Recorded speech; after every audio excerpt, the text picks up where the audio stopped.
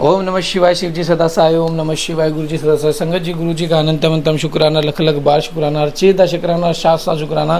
संगत जी आपको गुरु जी के दर्शन हो रहे हैं, जिसको गुरु जी के आंखें झपकते हुए दर्शन हो रहे हैं, गुरु जी पलके झपक रहे हैं। संगत जी ध्यान से देखना, मैंने कैमरा रोका हुआ है, गुरु जी अपनी पलके झपक रहे हैं, ध्यान से देखना। गुरु जी के जिसको दर्शन हो रहे हो हम तो वो कमेंट कर दे जय गुरु जी, शुक्राना गुरु जी, और आगे जरूर शेयर करें पाठ को।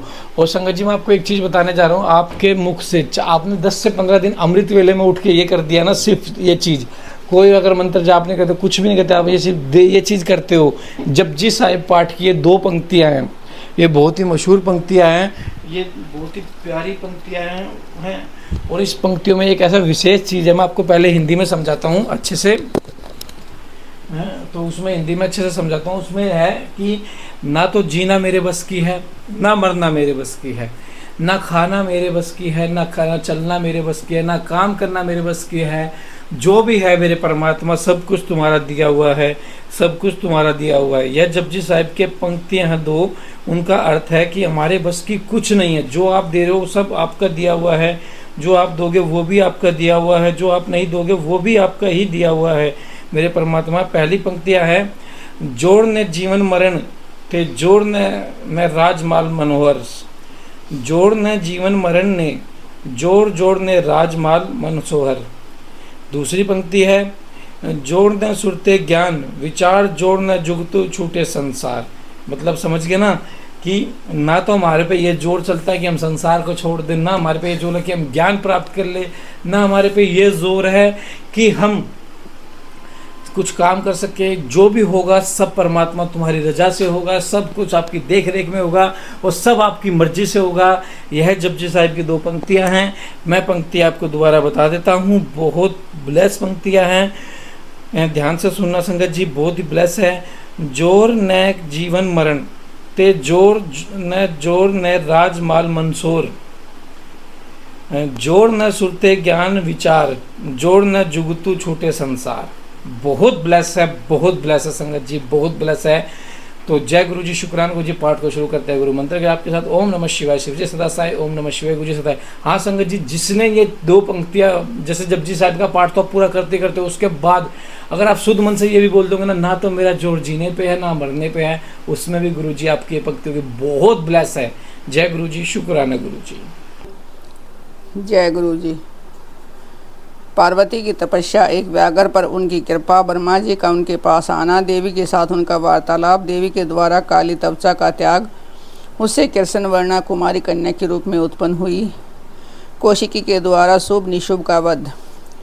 वायुदेव कहते हैं कि महर्षियों तदंतर पतिव्रता माता पार्वती पति की परिक्रमा करके उनके वियोग से होने वाले दुख को किस तरह रोककर हिमालय पर्वत पर चली गई।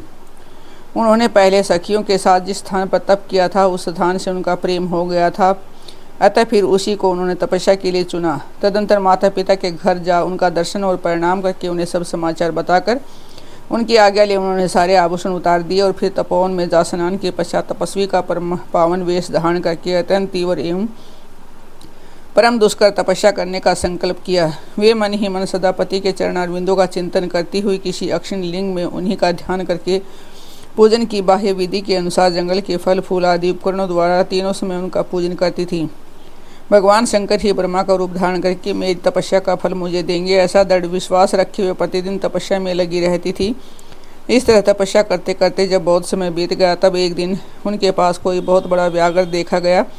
वह दुष्ट भाव से वहाँ आया था। पार्वती जी के निकट आते ही दुरात्मा का शरीर जड़वत हो गया। वह उसके समीप चित्र लिखित सा दिखाई देने लगा। दुष्ट भाव से पास आए हुए उस व्याघ्र को देखकर भी देवी पार्वती साधारण नारी की भांति स्वभाव से विचलित नहीं हुई। उस व्याघ्र के सारे अंग अकड़ गए थे। वह भूख से अत्यंत पीड़ित हो रहा था। यह सोचकर कि यही मेरा भोजन है, निरंतर देवी की ओर देख रहा था। देवी के सामने खड़ा खड़ा वह उनकी उपासना सी करने लगा। इधर देवी के हृदय में सदा यही भाव आता था कि यह व्याघ्र मेरा ही उपासक है, दुष्ट वन जंतुओं से मेरी रक्षा करने वाला है। यह सोचकर वे उस पर कृपा करने लगी। उन्हीं की कृपा से उसके तीनों प्रकार के मल तत्काल नष्ट हो गए। फिर तो उस व्याघ्र को सहसा देवी के स्वरूप का बोध हुआ। उसकी भूख मिट गई, उसकी अंगों की जड़ता भी दूर हो गई। साथ ही उसकी जन्म सिद्ध दुष्टता नष्ट हो गई, उसकी निरंतर तृप्ति बनी रहने लगी। इस समय उत्कृष्ट से अपनी कृतार्थता का अनुभव करके वह तत्काल भक्त हो गया और उन परमेश्वरी की सेवा करने लगा। अब यह अन्य दुष्ट जंतुओं को छेड़ता हुआ तपोवन में विचरने लगा। उधर देवी की तपस्या बढ़ी और तीव्र से तीव्रतर होती गई। देवता शुभ आदि दैत्यों के दुराग्रह से दुखित हो ब्रह्मा जी की शरण में गए। उन्होंने शत्रु पीड़न जनित अपने दुख को उनसे निवेदन किया। शुभ और निशुभ वरदान पाने के घमंड से देवताओं को जैसे जैसे दुख देते थे, वह सुनकर ब्रह्मा जी को उन पर बड़ी दया आई। उन्होंने दैत्यवध के लिए भगवान शंकर के साथ की हुई बातचीत का स्मरण करके देवताओं के साथ देवी के तपोवन को प्रस्थान किया। वहाँ सूर्यश्रेष्ठ ब्रह्मा ने उत्तम तप में परिनिष्ठित परमेश्वरी पार्वती को देखा। वे संपूर्ण जगत की प्रतिष्ठा से जान पड़ती थी। अपने श्री हरि के तथा रुद्रदेव के जन्मदाता पिता महामहेश्वर की भार्या आर्य जगन्माता गिरिराज नंदिनी पार्वती जी को ब्रह्मा जी ने प्रणाम किया। देवगणों के साथ ब्रह्मा जी को आया देख देवी ने उनके योग्य आज्ञा देकर स्वागत आदि के द्वारा उनका सत्कार किया। बदले में उनका भी सत्कार और अभिनंदन करके ब्रह्मा जी अनजान की भांति देवी की तपस्या का कारण पूछने लगे। ब्रह्मा जी बोले, देवी, इस तीव्र तपस्या के द्वारा आप यहाँ किस अभिष्ट मनोरथ की सिद्धि करना चाहती हैं? तपस्या के संपूर्ण फलों की सिद्धि तो आपके ही अधीन है। जो समस्त लोगों के स्वामी हैं, उन्हीं परमेश्वर को पति के रूप में पाकर आपने तपस्या का संपूर्ण फल प्राप्त कर लिया है। अथवा यह सारा ही क्रियाकलाप आपका लीला विलास है। परंतु आश्चर्य की बात तो यह है कि आप इतने दिनों से महादेव जी के विरह का कष्ट कैसे सह रही हैं? देवी ने कहा कि ब्रह्मन, जब सृष्टि के आदिकाल में महादेव जी से आपकी उत्पत्ति सुनी जाती है, तब समस्त प्रजाओं में प्रथम होने के कारण आप मेरे ज्येष्ठ पुत्र होते हैं। जब प्रजा की वृद्धि के लिए आपके ललाट से भगवान शिव का प्रादुर्भाव हुआ, तब आप मेरे पति के पिता और मेरे ससुर होने के कारण गुरुजनों की कोटि में आ जाते हैं। जब मैं ये सोचती हूँ कि स्वयं मेरे पिता गिरिराज हिमालय आपके पुत्र हैं, तब आप मेरे साक्षात पितामह लगते हैं, लोक पितामह हैं। इस तरह आप लोक यात्रा के विधाता हैं। अंतपुर में पति के साथ जो वृत्तांत घटित हुआ है, उसे मैं आपके सामने कैसे कह सकूँगी? अतः यहाँ बहुत कहने से क्या लाभ है? मेरे शरीर में जो यह कालापन है, इसे सात्विक विधि से त्याग कर मैं गौरवर्णा होना चाहती हूँ। ब्रह्मा जी बोले, देवी, इतने ही प्रयोजन के लिए आपने ऐसा कठोर तप क्यों किया? क्या इसके लिए आपकी इच्छा मात्र ही पर्याप्त नहीं थी, अथवा यह आपकी एक लीला ही है? जगन माता, आपकी लीला भी लोकहित के लिए ही होती है। अतः आप इसके द्वारा एक अभीष्ट फल की सिद्धि कीजिए। निशुभ और शुभ नामक जो दैत्य हैं, मैंने उनको वर दे रखा है कि इससे उनका घमंड बहुत बढ़ गया है और वे देवताओं को सता रहे हैं। उन दोनों को आपके ही हाथ से मारे जाने का वरदान प्राप्त हुआ है। अतः आप विलंब करने से कोई लाभ नहीं। आप क्षण भर के लिए सुस्थिर हो जाइए।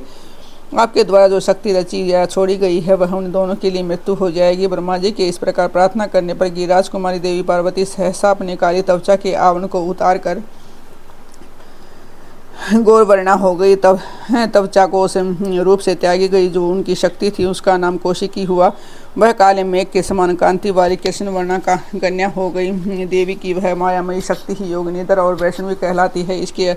उसके 8 बड़ी बड़ी भुजाएं थी। उसने उन हाथों में शंख, चक्र और त्रिशूल आदि आयुध धारण कर रखे थे। उस देवी के 3 रूप हैं, सौम्य, घोर और मिश्र। यह 3 नेत्रों से युक्त थी। उसने मस्तक पर अर्धचंद्र का मुकुट धारण कर रखा है। उसे पुरुष का सपर से तथा रति का योग नहीं प्राप्त है, तथा अत्यंत सुंदरी देवी थी। देवी ने अपनी इस सनातन शक्ति को ब्रह्मा जी के हाथ में दे दिया। वही दैत्य, परवर, शुभ और निशुभ का वध करने वाली हुई। उस समय प्रसन्न हुए ब्रह्मा जी ने उसे पराशक्ति को सवारी के लिए एक प्रबल सिंह प्रदान किया, जो उनके साथ ही आया था। उस देवी के रहने के लिए ब्रह्मा जी ने विंध्यगिरि पर वास स्थान दिया और वहाँ नाना प्रकार के उपचारों से उसका पूजन किया। विश्वकर्मा ब्रह्मा के द्वारा सम्मानित हुई वह शक्ति अपनी माता गौरी को और ब्रह्मा जी को कर्मशः प्रणाम करके अपने ही अंगों से उत्पन्न और अपने ही समान शक्तिशाली ने बहुसंख्यक शक्तियों के साथ ले दैत्यराज शुभ निशुम्भ को मारने के लिए उद्यत होकर विंध्य पर्वत को चली गई। उसने समारंगन में उन दोनों दैत्यराजों को मार गिरा। उस युद्ध का अनंतर वर्णन हो चुका है, इसलिए उसकी विस्तृत कथा यहाँ नहीं कही गई है। दूसरे स्थलों से उसकी रुहा कर लेनी चाहिए। अब मैं प्रस्तुत प्रसंग का वर्णन करता हूँ। गौरी देवी का व्याघ्र को अपने साथ ले जाने के लिए ब्रह्मा जी से आज्ञा मांगना, ब्रह्मा जी का उसे दुष्कर्म बताकर रोकना, देवी का शरणागत को त्यागने से इनकार करना, ब्रह्मा जी का देवी की महत्ता बताकर अनुमति देना और देवी का माता पिता से मिलकर मंदराचल को जाना। वायु देवता कहते हैं कि कौशिकी को उत्पन्न करके उसे ब्रह्मा जी के हाथ में देने के पश्चात गौरी देवी ने प्रति उपकार के लिए नहीं के लिए पितामह से कहा। देवी बोली, क्या आपने मेरे आश्रम में रहने वाले उस व्याघ्र को देखा है? इसने दुष्ट जंतुओं से मेरे तपोवन की रक्षा की है। वह मुझ में अपना मन लगाकर अन्य भाव से मेरा भजन करता रहा है, अतः इसकी रक्षा के सिवा दूसरा और कोई मेरा प्रिय कार्य नहीं है।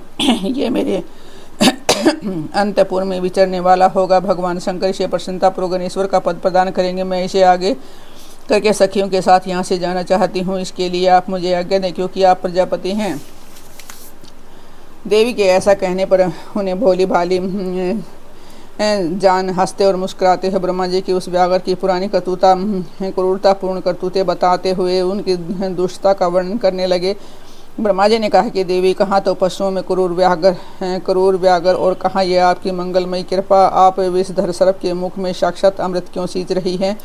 यह केवल व्याघ्र के रूप में रहने वाला कोई दुष्ट निशाचर है। इसने बहुत से गौओं और तपस्वी ब्राह्मणों को खा डाला है। यह उन सबको इच्छानुसार ताप देता हुआ मनमाना रूप धारण करके विचरता है, अतः इसे अपने पाप कर्म का फल अवश्य भोगना चाहिए। ऐसे दुष्टों पर आपको कृपा करने की क्या आवश्यकता है? इस स्वभाव से ही कलुषित चित्त वाले दुष्ट जीव से देवी को क्या काम है? देवी बोली, आपने जो कुछ कहा है वह सब ठीक है, यह ऐसा ही सही, तथापि मेरी शरण में आ गया है, अतः मुझे इसका त्याग नहीं करना चाहिए। ब्रह्मा जी ने कहा कि देवी, इसकी आपके प्रति भक्ति है। इस बात को जाने बिना ही मैंने आपके समक्ष इसके पूर्व चरित्र का वर्णन किया है। यदि इसके भीतर भक्ति है तो पहले के पापों से इसका क्या बिगड़ने वाला है? क्योंकि आपके भक्त का कभी नाश नहीं होता। जो आपकी आज्ञा का पालन नहीं करता वह पुण्यकर्मा होकर भी क्या करेगा? देवी, आप ही अजन्मा, बुद्धिमती, पुरातन शक्ति और परमेश्वरी हैं। सबके बंध और मोक्ष की व्यवस्था आपके ही अधीन है। आपके सिवा पराशक्ति कौन है?